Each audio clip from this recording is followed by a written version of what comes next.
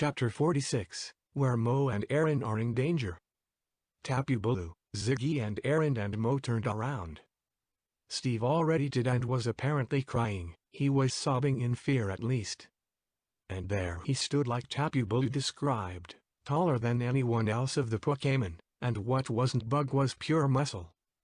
Buzzwole just stood there, menacingly, and looked down at the group.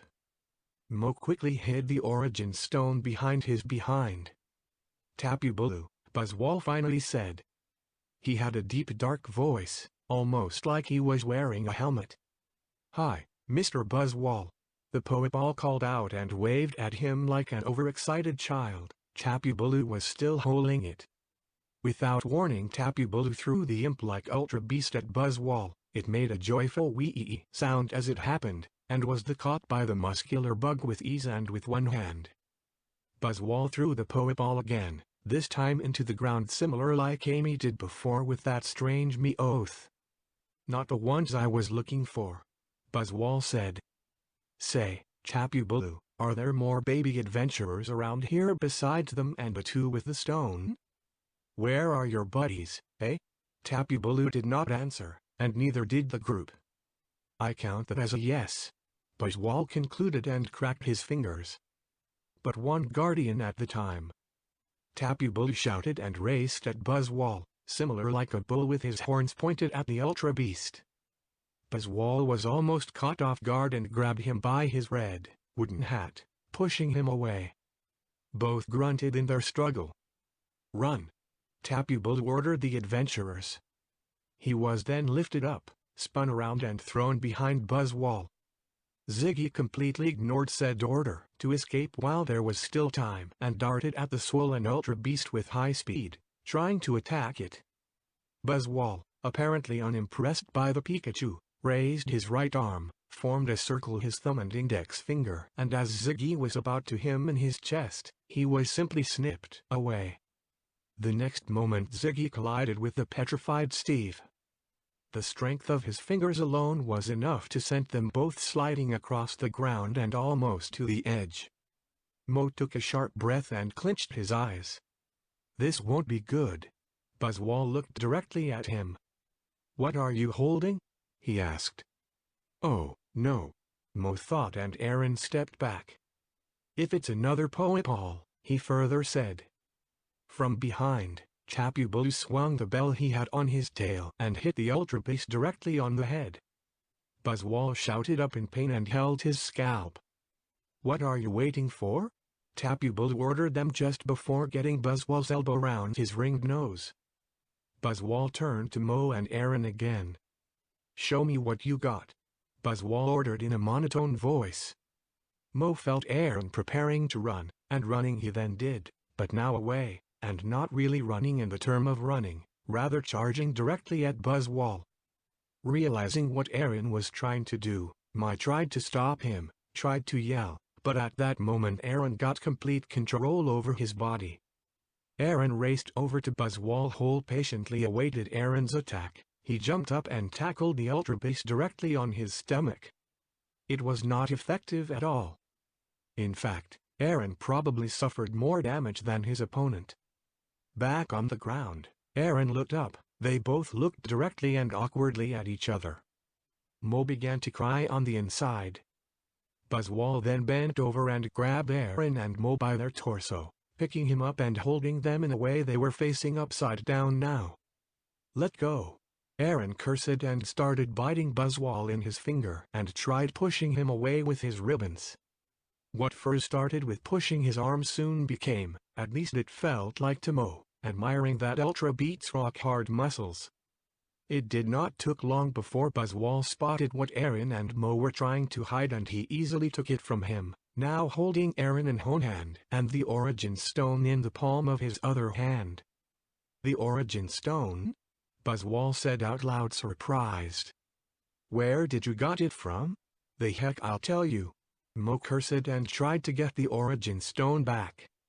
"You found it lying around somewhere, did you?"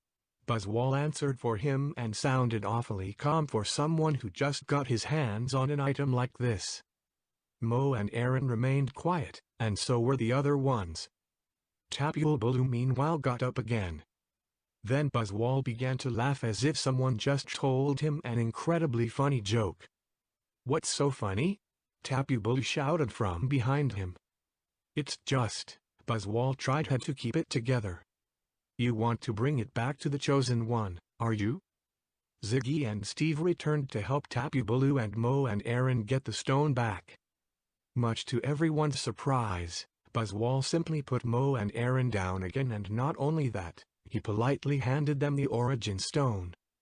Just like that, Aaron took it right at once. "I don't like you, baby beasts, but I also don't like Necrozma, you know," Buzzwole began to tell. "Using this stone is just cheating to me.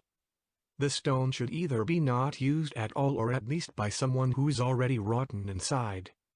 "Stay where you are," an unfamiliar voice shouted out from above them, something with a young and heroic-sounding voice. Everyone looked where the voice came from. Another Pokémon, similar to Tapu Bulu, but different. This one was a lot thinner with what looked like large, yellow arm protections, a mohawk, and was surrounded by lightnings. While Tapu Bulu was similar to a cattle, this one was like an eagle. "Tapu Koko!" called out to him in surprise. Tapu Koko flew down to Buzzwole, looked him right in the face. "Be gone, Buzzwole. You're well aware what happened the last time we met each other." No answer from him at first. "Okay," Buzzwole then said and shrugged, confusing the Tapu. "I just wanted to buzz off anyway." Buzzwole turned his back on the group and began flapping his, especially for his stature, small insect wings. "Where are you going?" Tapu Koko yelled at him, expecting a fight. "My job here is done," Buzzwole answered. "But you didn't do anything," Aaron pointed out, and with that Buzzwole, somehow, flew away and out of sight and left everyone dumbfounded. Silence. The adventurers looked over to the newly arrived Tapu Koko. He looked over to Tapu Bulu and quickly flew over to him, poking him on his forehead. "What did you think you were doing?" he argued with him. "I believed the escaped adventurers needed our help. It was not like you could deal with the Nihilego by yourself." Tapu Bulu defended himself. "Then say before you act. I thought you wanted to get the Forsaken Stone for yourself," Tapu Koko further shouted at him. Mo and Aaron joined Ziggy and Steve and watched the two guardians further argue. Mo poked Ziggy on the shoulder with his paw and pointed to Tapu Koko. "Another guardian?" he asked. "Yes, that's Tapu Koko, while Tapu Bulu is the guardian of harvest. He's the guardian thunder and lightning," Ziggy answered, and noticeably fascinated by the verbal fight going on. "So, he's his superior?" Mo further asked. In that moment Tapu Koko apparently struck Tapu Bulu down with a thunderbolt. Ziggy did not get to answer as Tapu Koko approached them angrily. "What were you thinking going out by yourselves so far?" he asked them in a threatening way. "It was his idea," Steve excused and looked over to the smoking Tapu Bulu lying on the ground. "We were also close to track down either Axel or Amy, but..." Ziggy rushed over to the still buried Poeball and pulled it out like a large vegetable. The Poeball giggled and spat out some dirt. Ziggy rudely grabbed it by the red scarf and took it off of it. "That's property of the Adventurer Guild. Now get lost," he told it. "Okay." It answered joyfully and flew away as it was told. Ziggy presented the red scarf to Tapu Koko from the distance. "And if it's making the situation better," Mo added, and presented the origin stone to the guardian, very much to his surprise. After Tapu Bulu got back up again, Tapu Koko was explained what had happened before now, how Mo found the stone, how they tried and failed to find Axel and Amy, and about Aaron being possessed by Mo.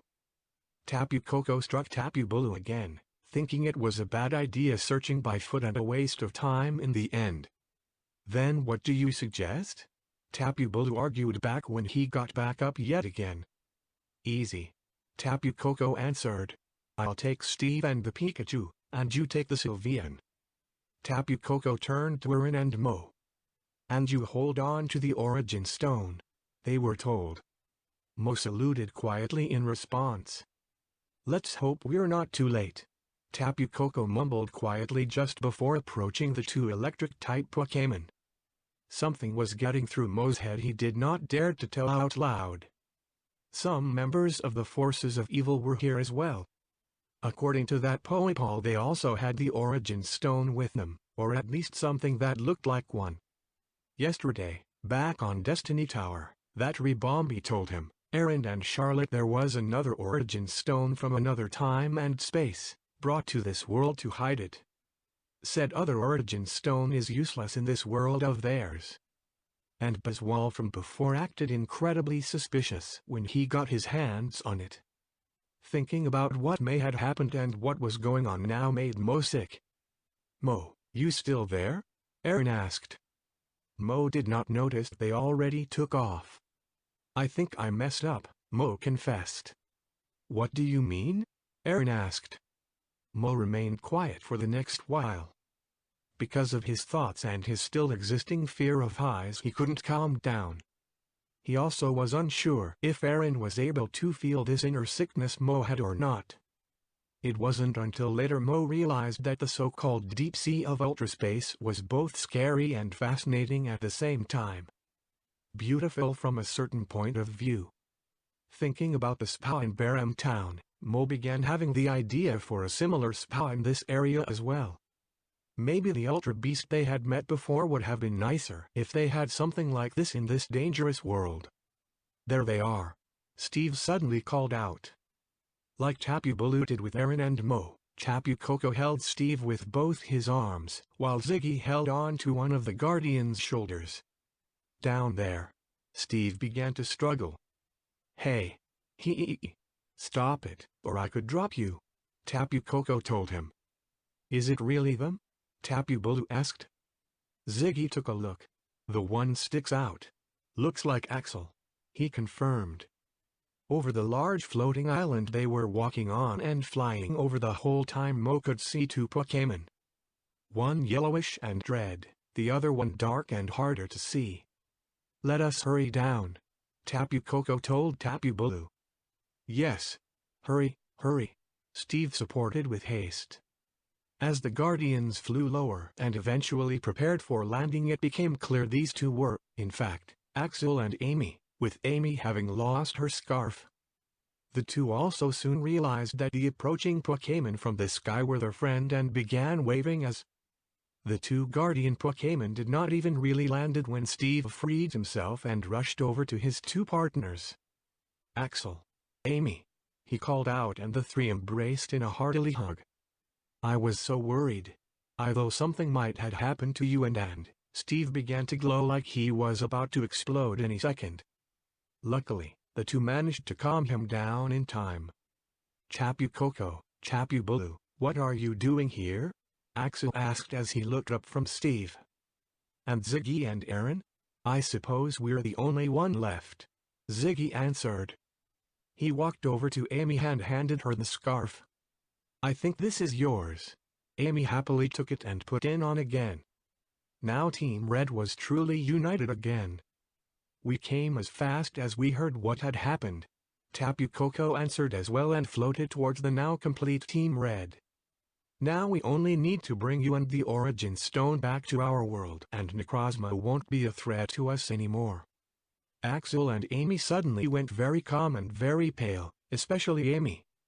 She sat down on the ground next to Steve and tears rolled down her face in streams. The thing is, Axel wanted to explain. It's all my fault. Amy bursted into tears. I just wanted to help. I just wanted to keep Axel by my side, and now we're stuck in this heck hole and I don't know what to do and. Amy began hitting herself. Steve unsuccessfully tried to stop her from doing it. I lost the Origin Stone, she confessed. I got into a fight with Axel when this bearded Meowth suddenly showed up. I don't know how it got here, but it ran off with the stone and we could not track it down. It's gone. And now we lost because of my stupidity. Mo and Aaron stepped forward. You mean this? Aaron said and presented the origin stone to the two. Their faces had a priceless expression, almost hilarious. Pure speechlessness. "Where did you got that?" Amy asked, now too surprised to show emotions. "It was just laying around and I literally almost hit my head on it," Mo explained. "I guess something happened to this Meowth and it dropped it." Mo tried to be and sound happy, but this thought of unsureness was still in his mind. "Maybe it got eaten by one of these creatures," Ziggy suggested. Mo thought this would be quite possible. Amy whipped away her tears and quickly stood up. "Aaron, you're amazing," she called out as she rushed over to Aaron and Mo and hugged them.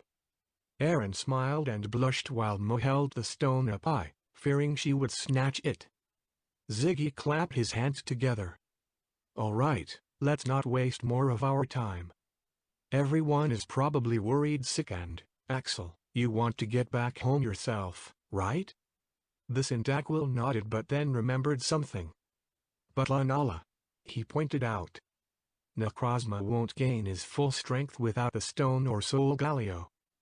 Solgaleo is still into hiding, not even we know where he is, and once the stone is brought to your world, there is no way Necrozma will ever get it," Tapu Koko explained to Axel and the group.